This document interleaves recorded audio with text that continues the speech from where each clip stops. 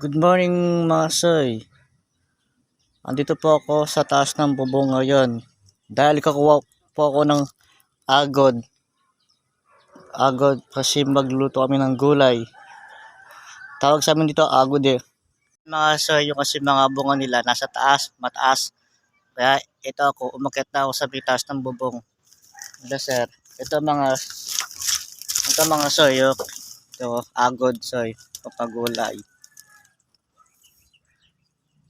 Ganito pwede pa, pero kapag ito sa kalaki, hindi na namin kinukuha kasi dito pwede eh. Kaya ito lang mga site.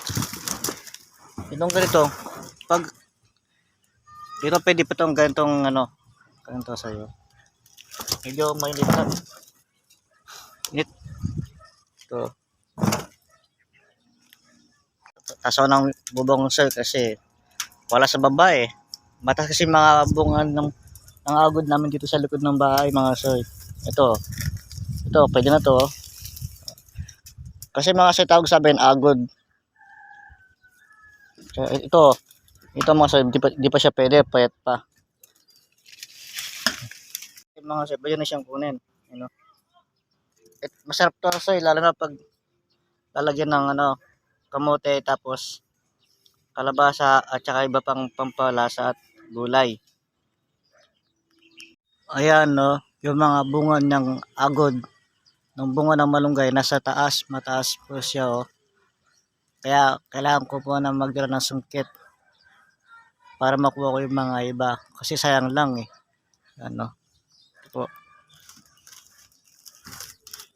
Ito po talagang hindi to pwede kasi matanda na. So napakarami nilang bunga. Ang problema lang mga soy, paano ko makukuha? Kasi malayo. Kasi may bukid Ang ganda ng bukid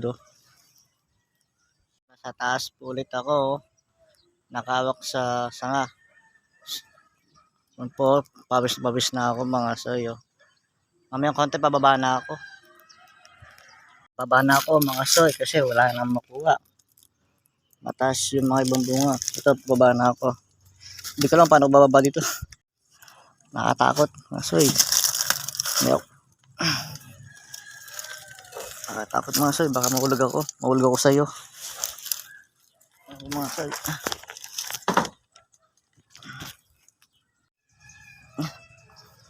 Baba na ako mga soy. Ito. Mga soy Ay. Ay kano. Nakababa na ako mga soy. Ay. Guys.